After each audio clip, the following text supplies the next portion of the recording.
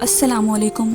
کہانیوں کی وہ دنیا جہاں الفاظ بولتے ہیں، کردار سانس لیتے ہیں اور ہر صفحہ ایک راز چھپائے ہوتا ہے. Welcome to grey whisper tales, جہاں ہر ناول ایک نیا سفر ہے.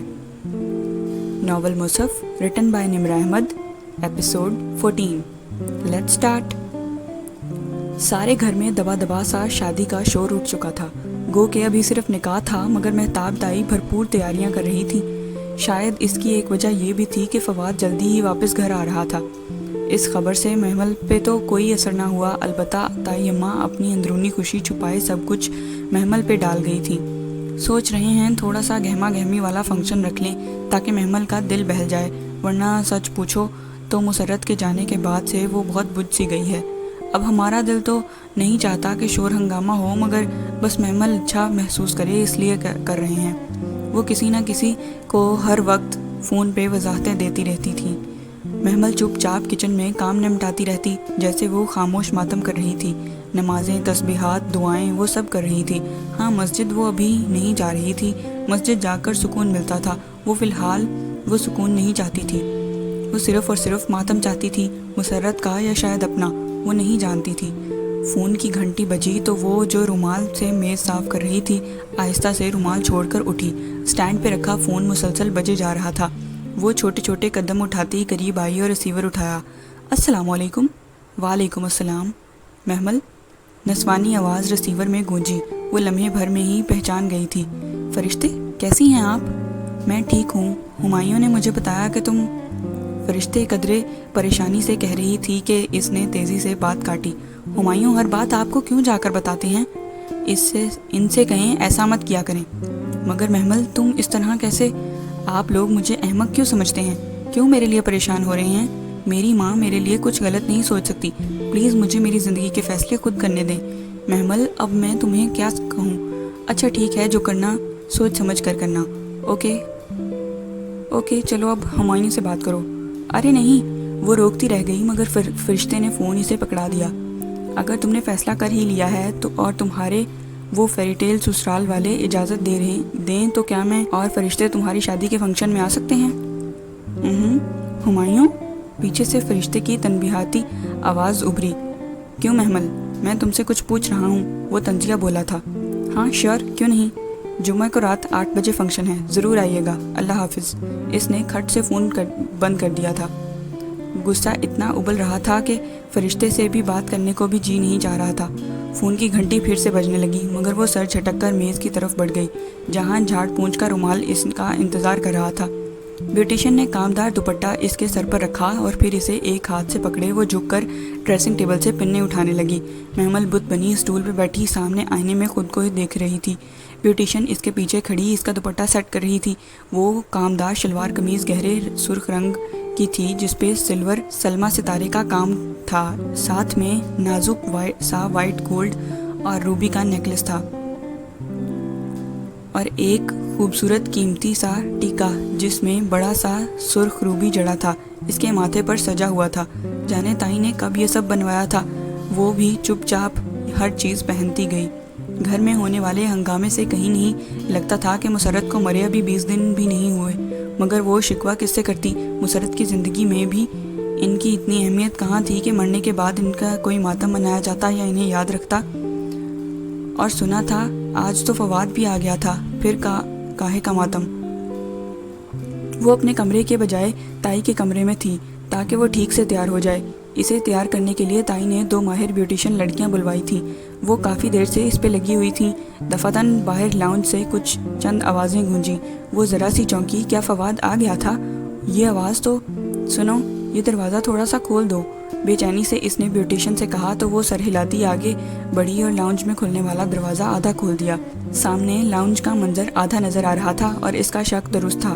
تم ادھر کیوں آئی ہو؟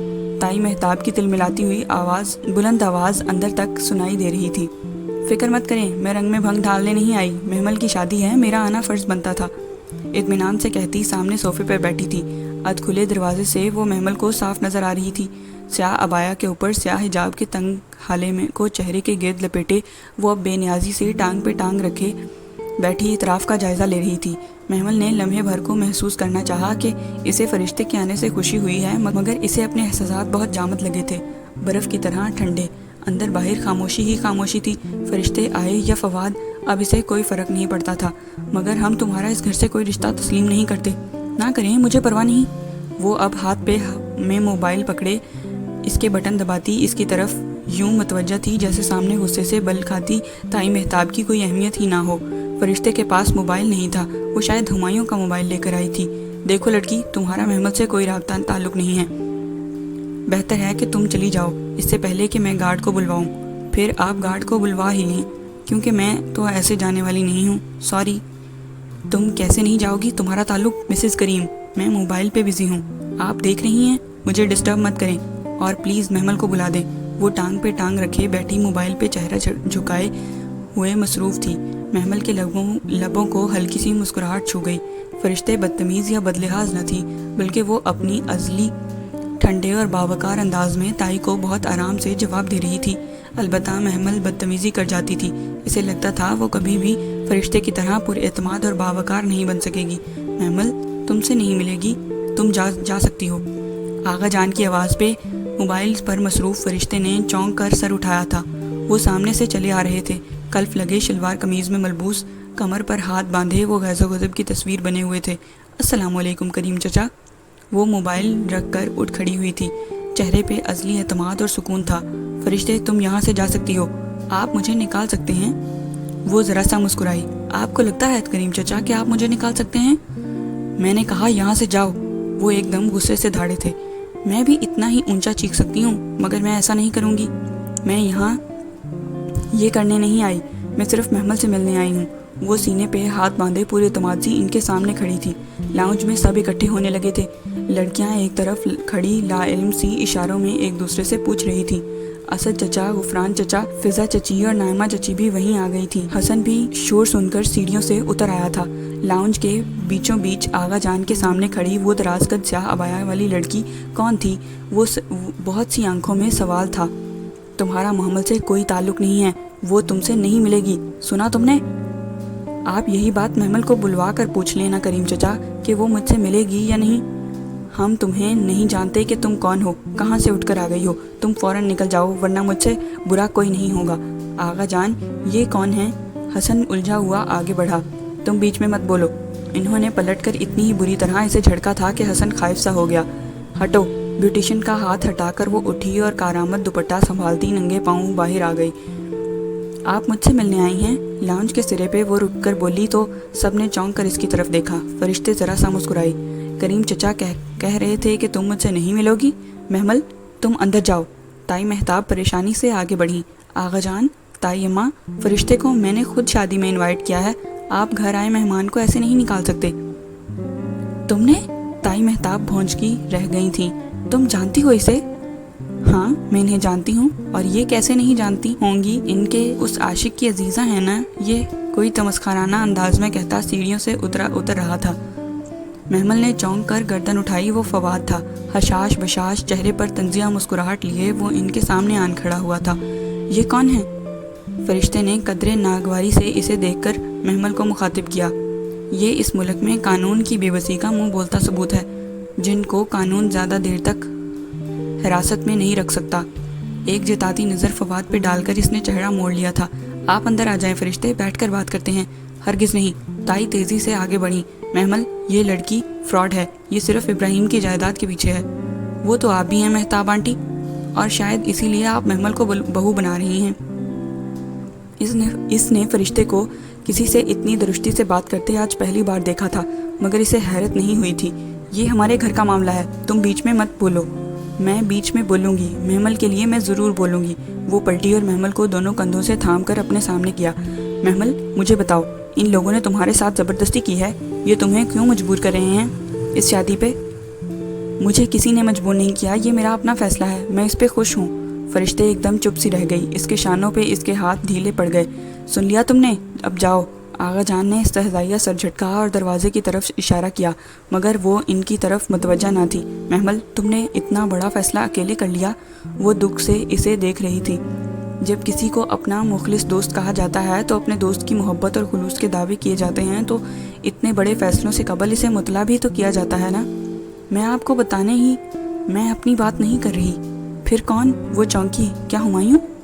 اس کا نام اس نے بہت آہستہ سے لیا تھا۔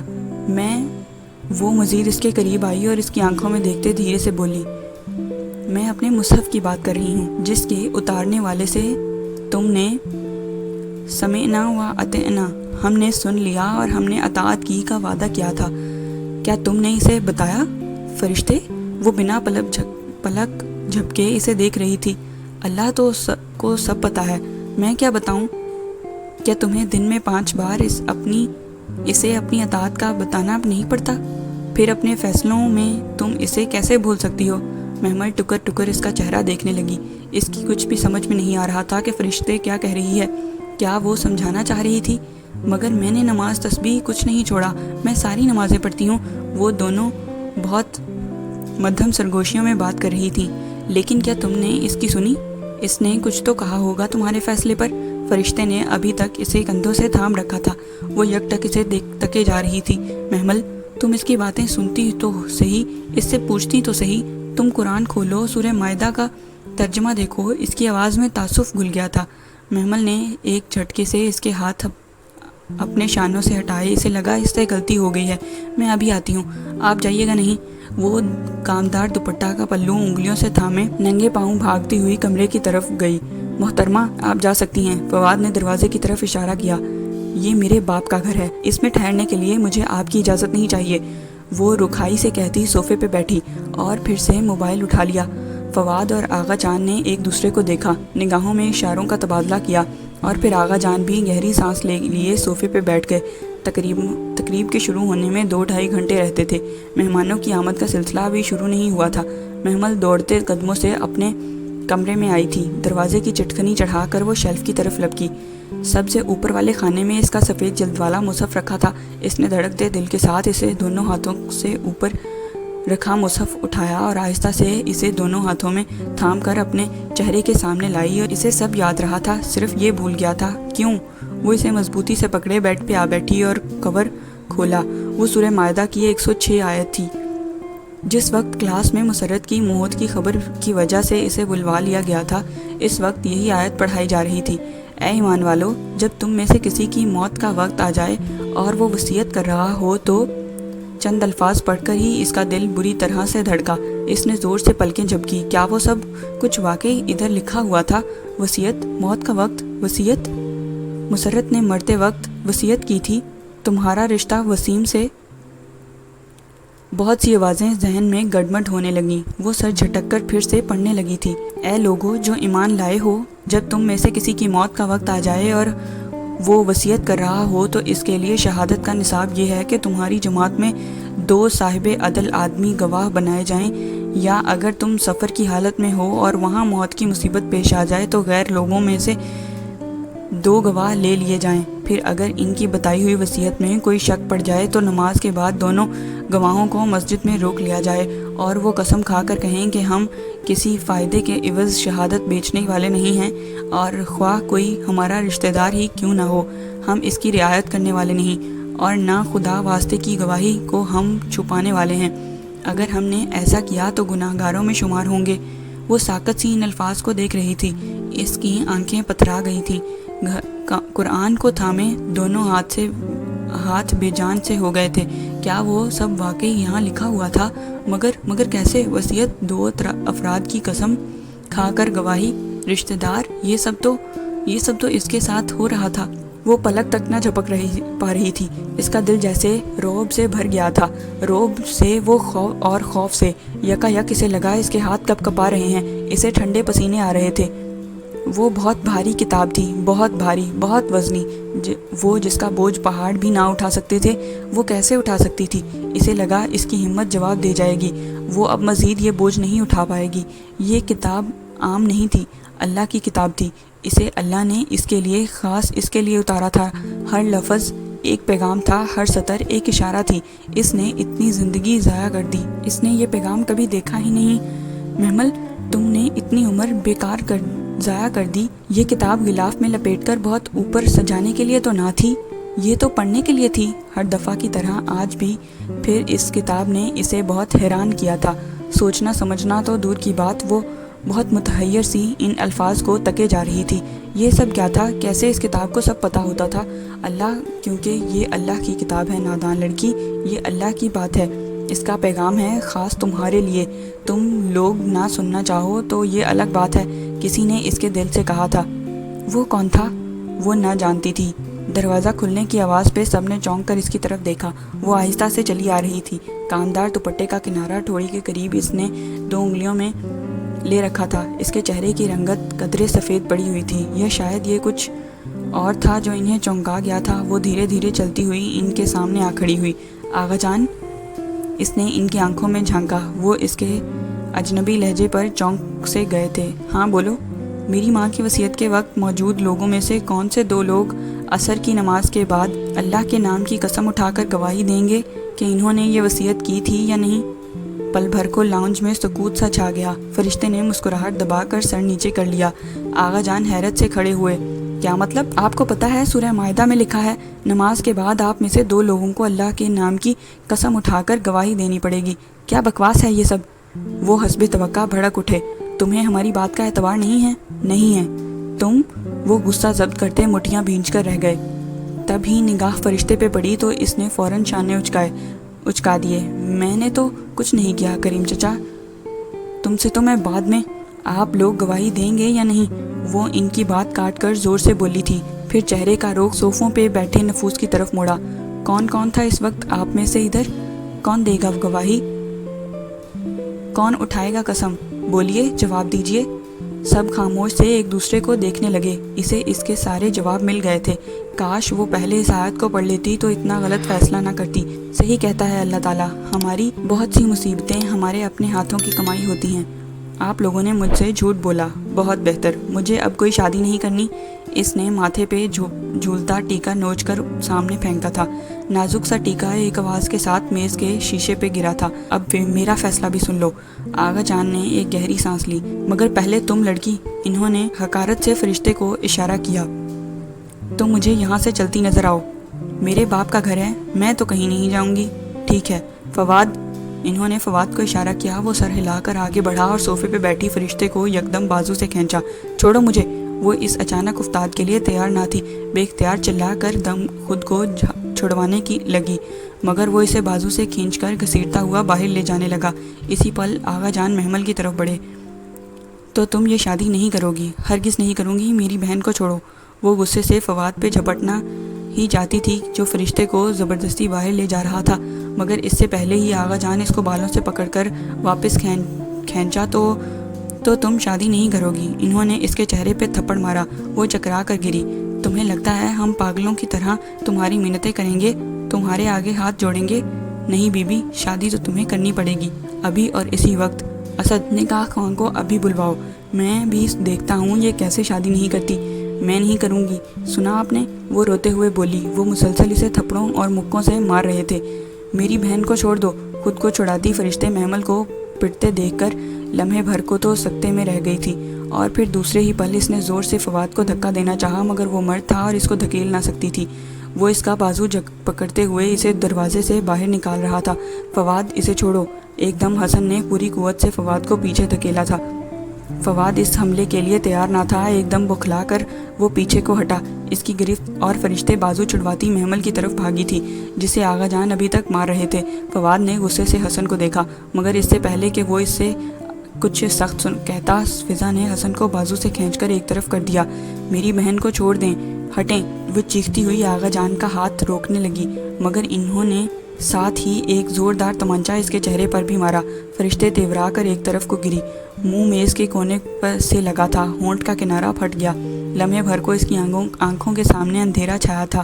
اگلے ہی منٹ وہ خود کو سنبھال کر تیزی سے اٹھی۔ محمل اپنے بازو چہرے پہ رکھے روتی ہوئی اپنا کمزور سا دفاع کر رہی تھی۔ اب کی بار فرشتے نے آغا جان کا ہاتھ نہیں روکا، بلکہ محمل کو پیچھے سے پکڑ کر کھینچا۔ محمل گٹھڑی بنی چند قدم پیچھے کھینچتی گئی۔ اس کا دوپٹہ اس سر سے اتر کر پیچھے کو ڈھلک گیا تھا۔ بالوں کی لٹیں جوڑے سے نکل کر چہرے پہ بکھر گئی تھیں۔ اس سے پہلے کہ آغا جان اپنے اور محمل کے درمیان چند قدم کا فاصلہ عبور کر پاتے، فرشتے ان کے بیچ آ کھڑی ہوئی۔ ہاتھ مت لگائیے گا میری بہن کو۔ اپنے پیچھے گٹھڑی بنی محمل کے سامنے اپنے دونوں بازو پھیلا لیے وہ چیخ پڑی تھی۔ آپ لوگ اس حد تک گر جائیں گے میں سوچ بھی نہیں سکتی تھی. کیا بگاڑا ہے اس نے آپ کا؟ سامنے سے ہٹ جاؤ ورنہ تم آج میرے ہاتھوں ختم ہو جاؤ گی. وہ غصے سے ایک قدم آگے بڑھے ہی تھے کہ فواد نے ان کا بازو تھام لیا. آرام سے آغا جان، آپ کا بی پی شوٹ کر جائے گا. ان کو سہارا دے کر وہ نرمی سے بولا تھا. محمل ابھی تک گھٹنوں پر سر رکھے رو رہی تھی جبکہ فرشتے اس کے آگے اپنا بازو پھیلائے راستہ روکے کھڑی تھی. فواد چاہتا تو اس کو پھر پکڑ لیتا مگر جانے کیوں وہ آغا جان کو سہارا دیے وہیں کھڑا رہا، اس کی طرف نہیں بڑھا. میں اب محمل کو ادھر نہیں رہنے دوں گی. اٹھو محمل، اپنا سامان پیک کرو، اب تک تم میرے ساتھ رہو گی، چلو. اس نے محمل کو اٹھانا چاہا مگر وہ ایسے ہی گری روتی جا رہی تھی. آپ کو کیا لگتا ہے آپ اسے اب ساتھ لے جائیں گی تو ہم خاندان والوں کو کہیں گے کہ محمل کی نام نہاد بہن اسے لے گئی اور بس؟ محمل کو بازو سے پکڑ کر اٹھاتے اس کے ہاتھ ایک ثانیے کو تھم گئے. اس نے قدرے الجھ کر سر اٹھایا اور فواد کو دیکھا. چہرے پہ چھایا غصہ آہستہ سے الجھن میں ڈھلا تھا. کیا مطلب یہ کہ محمل تو وہ لڑکی ہے نا جو ایک رات پہلے بھی گھر سے باہر رہ چکی ہے، تو اس کے لیے تو خاندان والوں کو یہ بتایا جائے کہ یہ نکاح سے پہلے کسی کے ساتھ بھاگ گئی ہے تو فوراً یقین کر لیں گے، ہے نا؟ نہیں. محمل نے تڑپ کر آنسوؤں سے بھیگا چہرہ اوپر اٹھایا. تمہارے نہیں کہنے سے یہ بدنامی ٹل تو نہیں جائے گی ڈیئر کزن. تم اپنی بہن کے ساتھ گئیں تو ہم تمہیں پورے خاندان میں بدنام کر دیں گے اور پھر یہ تمہیں کتنا عرصہ سنبھالے گی. اس کے بعد تم کہاں جاؤ گی؟ محمل پھٹی پھٹی نگاہوں سے فواد کا چہرہ دیکھ رہی تھی. خود فرشتے بھی سن رہ گئی. اگر تم نے اس گھر سے قدم بھی نکالا تو تم بدنام ہو جاؤ گی. پورا خاندان تھوکے گا تم پر کہ ماں کے مرتے ہی کھلی چھوٹ. نہیں میں نہیں جاؤں گی. وہ خوف زدہ سی گھٹی آواز میں بامشکل بول پائی. یعنی تم وسیم سے شادی کرنے پر تیار ہو؟ Very good cousin. وہ اسی عیاری سے مسکرایا. اسد چچا یقیناً نکاح خواہ کو لاتے ہی ہوں گے. وسیم کدھر ہے؟ کوئی اسے بھی بلائے. ہرگز نہیں. فرشتے نے غصے میں تڑپ کر اسے دیکھا. میں محمل کی شادی تمہارے بھائی سے نہیں ہونے دوں گی. تم لوگ یہ سب صرف اس کی جائیداد ہتھیانے کے لیے کر رہے ہو، میں جانتی ہوں. تم شادی کے بعد اس سے جائیداد اپنے نام لکھواؤ گے اور اسے طلاق دلا کر گھر سے نکال دو گے. ہاں بالکل ہم یہی کریں گے. وہ بہت سکون سے بولا، گو کہ یہ بات فرشتے نے خود کہی تھی مگر اسے فواد سے اعتراف کی توقع نہ تھی. وہ اپنی جگہ ششدر سی رہ گئی. تم تو واقعی؟ ہاں، ہم اسی لیے تو محمل کی شادی وسیم سے کروانا چاہتے ہیں. فواد؟ آغا جان نے تنبیہی نظروں سے اسے ٹوکنا چاہا. مجھے بات کرنے دیں آغا جان. ہاں تو محمل، ہم اسی لیے تمہاری شادی وسیم سے کر رہے ہیں. تمہیں منظور ہے نا؟ کیونکہ فرشتے کے ساتھ تو تم جا نہیں سکتی. اب تمہیں شادی تو کرنا ہی ہوگی. نہیں، وہ بے اختیار وحشت سے چلائی. میں نہیں کروں گی یہ شادی. محمل، تمہارے پاس کوئی راستہ نہیں ہے، تمہیں شادی کرنا پڑے گی. وہ باغور اس کی آنکھوں میں دیکھ کر کہتا آہستہ آہستہ سے اسے چاروں طرف سے گھیر رہا تھا. کاش میں تمہیں بددعا دے سکتی آغا فواد، مگر میں حاملین قرآن میں سے ہوں، ایسا نہیں کروں گی. کیا تمہیں اللہ سے ڈر نہیں لگتا؟ فرشتے نے تنفر سے اسے دیکھا. میں نے کچھ غلط تھوڑی کہا ہے. تم غلط کر رہے ہو ایک یتیم لڑکی کے ساتھ. یہ تو ہم کافی سالوں سے کر رہے ہیں. یقین کیجئے ہم پر کبھی کوئی طوفان نو نہیں آیا. تمہیں اس طوفان کی خبر تب ہوگی جب وہ تمہارے سر پہ پہنچ چکا ہوگا. اللہ سے ڈرو. تمہیں اس یتیم پر ظلم کر کے کیا ملے گا؟ تو آپ اس ظلم کو اپنے حق میں کیوں نہیں بدل لیتی؟ کیا مطلب؟ وہ چونکی. وہ جواب دیے بنا اس پر نظر ڈالتا محمل کی طرف متوجہ ہوا جو زمین پہ بیٹھی سر اٹھائے اسے ٹکر ٹکر دیکھ رہی تھی. ایک صورت میں تمہاری شادی وسیم سے روک دوں گا اور چاہو تو تم اپنی بہن کے ساتھ چلی جانا. ہم خاندان والوں کو کچھ نہیں بتائیں گے. پھر فرشتے جہاں چاہے تمہاری شادی کروا دے. ہمارا پورا خاندان شریک ہوگا. کیا تم وہ صورت اختیار کرنا چاہو گی؟ محمل کے چہرے پر بے یقینی اتر آئی. وہ بنا پلک جھپکے فواد کا چہرہ دیکھنے لگی. سدرا، میری بیڈ سائڈ ٹیبل پہ کاغذ پڑا ہے، وہ لے کر آؤ اور ساتھ میں پین بھی. اس نے سامیہ اور ندا کے ساتھ دیوار سے لگی خاموش کھڑی سدرا کو اشارہ کیا جو اس کی بات سن کر سر ہلاتے ہوئے تیزی سے سیڑھیوں کی طرف لپکی. تم کیا کہنا چاہتے ہو؟ خطرے کا الارم دور کہیں بجتا فرشتے کو سنائی دے رہا تھا. یہی کہ محمل کی شادی رک سکتی ہے، وہ تمہارے ساتھ جا سکتی ہے اگر. اس نے سیڑھیوں سے اترتی سدرا کو دیکھا. وہ بھاگتی ہوئی آئی اور اسے کاغذ قلم پکڑا دیا. اگر تم دونوں یہ پیپرز سائن کر دو. یہ کیا ہے؟ فرشتے کا لہجہ محتاط تھا. مجھے معلوم تھا کہ آپ نکاح کے وقت ڈرامہ کرنے ضرور آئیں گی، اسی لیے ہم نے پہلے سے انتظام کر رکھا تھا. آپ کو کیا لگتا ہے ہمیں علم نہیں تھا کہ آپ محمل سے مل کر اسے پٹیاں پڑھاتی ہیں. ہمیں سب پتا تھا محترمہ، یہ بھی کہ محمل کب کب آپ کی کزن سے ملتی رہی ہے، مگر اس وقت کے لیے ہم نے آنکھ بند کر رکھی تھی. آپ کی کیا شرط ہے؟ وہ بات کریں. وہ سرد لہجے میں بولی. یہ فرشتے ابراہیم اور محمل ابراہیم کا اعلان دستبرداری ہے. اس گھر، فیکٹری اور آغا ابراہیم کی تمام تر معقولہ اور غیر منقولہ جائیداد سے یہ دونوں بہنیں دستبرداری کا اعلان کرتی ہیں اور ہر چیز ہمارے حوالے کرتی ہیں. یہ کبھی بھی ہم سے کسی بھی موروثی ملکیت سے حصہ مانگنے نہیں آئیں گی، اور آپ جانتی ہیں کہ بدلے میں ہم وسیم کی شادی محمل سے نہیں کریں گے. Of course. یہ آخری بات اس کاغذ میں نہیں لکھی گئی. فرشتے کے چہرے پر پہلے الجھن ابھری، پھر حیرت اور پھر واضح بے یقینی. تم ہمیں ہمارے حق سے ہمارے گھر سے بے دخل کرنا چاہتے ہو؟ بالکل صحیح. تم ایسا کیسے کر سکتے ہو آغا فواد؟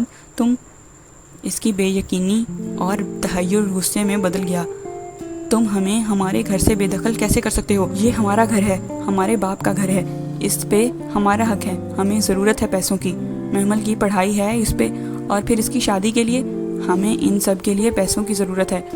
یہ ہمارا درد سر نہیں ہے. تم اس پہ سائن کر دو تو محمل کی جان وسیم سے چھوٹ جائے گی. مگر ہم تمہیں اپنا حق کیوں دیں؟ کیونکہ ان سب پر میرے شوہر اور بیٹیوں کا حق ہے. تائی مہتاب چمک کر کہتی آگے بڑھی. ابراہیم کی وفات کے وقت یہ بزنس دیوالیہ ہو چکا تھا. میرا شوہر دن رات محنت نہ کرتا تو یہ بزنس کبھی اسٹیبلش نہ ہو سکتا تھا. اگر اتنے ہی محنتی ہیں آپ کے شوہر اور بیٹے تو میرے ابا کے ڈیتھ کے وقت بے روزگار کیوں پھر رہے تھے؟ اور تم؟ وہ فواد کی طرف پلٹی. اور وارث تو اللہ نے بنائے ہیں، ہم کیسے اپنا حق نہ لیں؟ فرشتے بی بی، یہ پراپرٹی تو آپ کو چھوڑنا ہی پڑے گی. ابھی کچھ دیر میں مہمانوں کی آمد شروع ہو جائے گی. شادی والا گھر ہے، ذرا سی بات کا بتنگڑ بن جائے گا. اور بدنامی کس کی ہوگی؟ صرف اور صرف محمل کی. اول تو اس کو وسیم سے شادی کرنی ہی پڑے گی، لیکن اگر آپ یوں ہی اڑی رہیں تو ٹھیک ہے، ہم خاندان میں کہہ دیں گے کہ محمل کسی کے ساتھ بھاگ گئی. کس کا خاندان چھوٹے گا، کس کا میکا بدنامی کے باعث چھوٹے گا، آپ خود فیصلہ کر سکتی ہیں. وہ کہتے کہتے ذرا دیر کو رکا. وہ تعصب سے اسے دیکھ رہی تھی. آغا فواد، تمہیں اللہ سے ڈر نہیں لگتا؟ وہ ہولے سے مسکرا دیا. ہم کوئی غلط بات تھوڑی کر رہے ہیں، اپنا حق ہی تو مانگ رہے ہیں. خیر، دوسرا آپشن یہ ہے کہ آپ اور محمل اس پہ دستخط کریں اور اپنے حصے پہ دستبردار ہو جائیں. ہم باعزت طریقے سے یہ شادی کینسل کر دیں گے. آپ محمل کو اپنے ساتھ لے جائیے گا. آپ جس سے چاہیں جب چاہیں اس کا نکاح کرا دیں. ہم بھرپور شرکت کریں گے، بلکہ پورا خاندان شرکت کرے گا. یہ گھر محمل کا میکا رہے گا اور جب چاہے ادھر آ سکتی ہے، مگر اس کی ملکیت میں آپ دونوں میں سے کسی کا کوئی حصہ نہیں ہوگا. لیجئے. اس نے کاغذ قلم اس کے سامنے کیے. کر دیجئے سائن. مگر فواد، آغا جان نے کچھ کہنا چاہا لیکن تائی مہتاب نے ان کا بازو تھام لیا. اسے بات کرنے دیں، وہ ٹھیک کہہ رہا ہے. فرشتے نے سر جھٹکا. آپ نے سوچ بھی کیسے لیا کہ میں آپ کی اس بلیک میلنگ میں آ جاؤں گی؟ بلکہ آپ کو تو اس کی بات ابھی ادھوری تھی کہ اسے اپنے دائیں ہاتھ پہ دباؤ محسوس ہوا. اس نے چونک کر دیکھا. محمل اس کا ہاتھ پکڑ کر کھڑی ہو رہی تھی. اس کا کام دار دوپٹہ سر پہ ڈھلک گیا تھا. بکھری بھوری لٹیں گالوں کو چھو رہی تھی. آنسو نے اس کا قد دھو ڈالا تھا. وہ بدقت فرشتے کا سہارا لے کر کھڑی ہوئی. اس کے انداز میں کچھ تھا کہ اس کا ماتھا ٹھنکا، اور اس سے پہلے کہ فرشتے اس کو روک پاتی، اس نے جھپٹ کر فواد کی طرف ہاتھ سے کاغذ قلم چھینا. کدھر کرنے ہیں سائن؟ بتاؤ مجھے.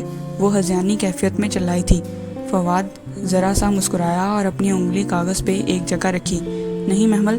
فرشتے کو جھٹکا سا لگا تھا. ہمارے پاس کئی راستے ہیں، ہمیں ان کی بلیک میلنگ میں آنے کی ضرورت نہیں ہے. مگر مجھے ہے فرشتے، میں اب تنگ آ چکی ہوں. نہیں چاہیے مجھے کوئی جائیداد، کوئی مال و دولت، مجھے کچھ نہیں چاہیے. لے لیں، سب لے لیں. وہ دھڑا دھڑ سائن کرتی جا رہی تھی. آنسو اس کی آنکھوں سے برابر گر رہے تھے. فرشتے ساکت سی سے دیکھے گئی. اس نے تمام دستخط کر کے کاغذ اور قلم فواد کی طرف اچھال دیا. لے لو سب کچھ. تم لوگوں کو اللہ سے ڈر نہیں لگتا. میں اب تم سے اپنا کوئی حق نہیں مانگوں گی. چھوڑتی ہوں میں اپنے سارے حقوق. وہ کہتے کہتے نڈھال سی صوفے پہ گر گئی اور گہری سانسیں لینے لگی. وہ واقعی تھک چکی تھی، ٹوٹ چکی تھی. فواد نے کاغذ سیدھا کر کے دیکھا، مگر پھر فاتحانہ مسکراہٹ کے ساتھ ارد گرد خاموش اور بے یقین بیٹھے حاضرین پہ ایک نگاہ دوڑائی، پھر فرشتے کی طرف پلٹا. محمل نے دستخط کر دیے ہیں، اب آپ بھی کر دیں. اس نے کاغذ قلم اس کی طرف بڑھایا، مگر فرشتے نے اسے نہیں تھاما. وہ ابھی تک سکتے کے عالم میں محمل کو دیکھ رہی تھی. دستخط کرو بی بی اور اسے لے جاؤ. مہتاب دائی نے آگے بڑھ کر اس کا شانہ ہلایا تو وہ چونکی، پھر ناگواری سے ان کا ہاتھ ہٹایا اور فواد کے بڑے ہاتھ کو دیکھا۔ نہیں، تم محمل کو نفسیاتی طور پر گھیر کر بیوقوف بنا سکتے ہو۔ یہ چھوٹی ہے، کم عقل ہے، مگر فرشتے ایسی نہیں ہیں۔ میں تمہاری بلیک میلنگ میں نہیں آؤں گی، میں ہرگز سائن نہیں کروں گی۔ اور میں کیوں کروں سائن؟ مجھے ضرورت ہے اپنے حصے کی، مجھے پی ایچ ڈی بھی تو کرنی ہے، مجھے باہر جانا ہے۔ میں اس کی بات ادھوری رہ گئی۔ فواد نے کاغذ قلم میز پر پھینکا اور صوفے پہ بیٹھی محمل کو گردن سے دبوچ کر اٹھایا اور اپنے سامنے ڈھال کی طرح رکھتے ہوئے جانے کہاں سے پستول نکال کر اس کی گردن پر رکھا۔ اب بھی نہیں کرو گی تم سائن؟ وہ گرایا۔ فرشتے سناٹے میں آ گئی۔ فواد نے بازو کے حلقے میں اس کی گردن دبوچ رکھی تھی اور وہ شاک کے باعث کچھ کہنے کے قابل نہ رہی تھی۔ سخت گرفت کے باعث اس کی آنکھیں ابل کر باہر آنے لگی تھی۔ بے اختیار وہ کھانسی۔ اپنی بہن سے کہو کہ شرافت سے سائن کر دے، ورنہ میں گولی چلا دوں گا۔ اور تم جانتی ہو کہ میں قانون کی بے بسی کا منہ بولتا ثبوت ہوں۔ یہی کہا تھا نا تم نے میرے بارے میں؟ اس کے کان کے قریب منہ لے جا کر اس نے بظاہر سرگوشی میں کہا، مگر سب کے کانوں تک اس کی سرگوشی پہنچ گئی۔ سب کو گویا سانپ سونگھ گیا تھا۔ حسن نے آگے بڑھنا چاہا مگر فضا نے اس کا بازو پکڑ کر اپنی طرف کھینچا۔ کیا کر رہے ہو؟ اگر اس نے گولی چلا دی تو یہ مر جائے گی۔ کیا تم یہی چاہتے ہو؟ انہوں نے بیٹے کو گھر کا تو وہ بے بسی سے کھڑا رہ گیا۔ بولو فرشتے بی بی، تم سائن کرو گی یا نہیں؟ اس نے پستول کی ٹھنڈی نال محمل کی گردن پہ چبھوئی۔ وہ سسک کر رہ گئی۔ بولو فرشتے، وہ زور سے چیخا تھا۔ نہیں، وہ جیسے ہوش میں آئی۔ میں سائن نہیں کروں گی۔ اس کا لہجہ اٹل تھا۔ میں 3 تک گنوں گا فرشتے۔ اگر میں نے گولی چلا دی تو تمہاری بہن کبھی واپس نہیں آئے گی۔ فرشتے پلیز، محمل بلک پڑی تھی، پلیز میری خاطر فرشتے، آج آپ اپنا حق چھوڑ دیں۔ میں وعدہ کرتی ہوں اگر ضرورت پڑی تو میں بھی آپ کے لیے اپنا حق چھوڑ دوں گی۔ I promise. نہیں، میں سائن نہیں کروں گی۔ ٹھیک ہے، میں 3 تک گنوں گا۔ فرشتے نے دیکھا اس کی انگلی ٹریگر پر مضبوط ہوئی تھی اور وہ واقعی گولی چلانے والا تھا۔ 1۔ لمحہ بھر کو اس کا دل کانپا۔ اگر وہ گولی چلا دے تو محمل مر جائے گی، پھر بھلے وہ ہمایوں کو بلائے کورٹ کچہری میں گواہیاں دیتی پھرے، کچھ بھی کر لے، اس کی بہن واپس نہیں آ سکے گی۔ 2۔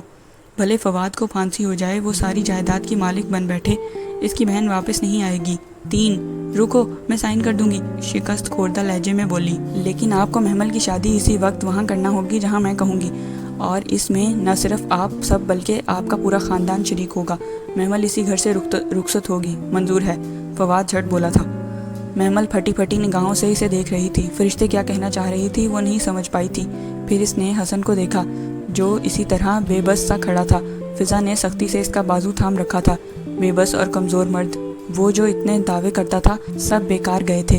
ٹھیک ہے، پھر نکاح خواہ کو بلائیے، میں ہمایوں کو بلاتی ہوں۔ اس نے جھک کر میز میں رکھا موبائل اٹھایا۔ ہمایوں داؤد؟ فواد کو گویا کرنٹ لگا تھا۔ جی وہی۔ فرشتے تلخی سے مسکرا کر سیدھی ہوئی۔ بولیے، اب آپ کو یہ معاہدہ قبول ہے؟ ہمایوں داؤد، وہ ASP؟ وہ پولیس والا؟ نہیں، ہرگز نہیں۔ بہت سی حیران گسیلی آوازیں ابھری تھیں، جن میں سے سب سے بلند آغا جان کی تھی۔ وہ شخص اس گھر میں قدم نہیں رکھے گا جس نے میرے بیٹے کو جیل بھجوایا تھا۔ تمہیں دستخط نہیں کرنا تو نہ کرو، مگر میں محمل کی شادی کبھی اس سے نہیں کروں گا۔ میں آپ سے بات نہیں کر رہی کریم چچا، میں یہ معاہدہ آغا فواد کے ساتھ کر رہی ہوں، انہی کو بولنے دیجیے نا۔ مگر نہیں آغا جان، کوئی مسئلہ نہیں، آپ بلائیے اس کو، ہمیں قبول ہے۔ وہ سنبھل چکا تھا، چہرے کی مسکراہٹ واپس آ گئی تھی۔ مگر فواد یہ کل کو مکر گئی تو؟ آغا جان نے پریشانی سے اس کا شانہ پکڑ کر اپنی جانب کیا۔ یہ نہیں مکریں گی، یہ تو ماشاءاللہ سے مسلمان ہیں، یہ وعدے سے نہیں پھریں گی۔ مسلمان کو توڑ کر کہتے ہوئے اس نے استہزائیہ مسکراہٹ فرشتے کی جانب اچھالی۔ وہ لب بھینجے تنفر سے اسے دیکھتی رہ گئی۔ ٹھیک ہے، آپ بلائیے اپنے کزن کو، فنکشن تو آج ہونا ہی ہے۔ اسد اب تک نکاح خواہ کا بندوبست کر چکا ہوگا، غفران چچا مصروف سے لہجے میں کہتے دروازے کی طرف بڑھ گئے۔ ان کی جیسے جان چھوٹ گئی تھی۔ فضا ابھی اپنا اطمینان و خوشی چھپانی مشکل ہو رہی تھی۔ ان دونوں کو گویا اپنا بیٹا واپس مل گیا تھا۔ پھر بھی وہ حسن کا بازو مضبوطی سے سامنے کھڑی تھی، مگر اب شاید وہ رسی توڑا کر بھاگنے کے قابل نہ رہا تھا۔ اس کا تو آسرا ہی ختم ہو گیا تھا۔ آؤ اندر چلو۔ فرشتے نے تھکے انداز میں محمل کا ہاتھ پکڑا اور اسے اپنے ساتھ لیے اس کے کمرے کی طرف بڑھی۔ سب گردن موڑ کر انہیں جاتا دیکھنے لگے۔ پورے گھر میں عجیب سی خاموشی دوڑ گئی. Press the like button and share this video with your friends who love reading and listening to novels, and to stay connected with the next episode, make sure to subscribe the channel. Thank you very much.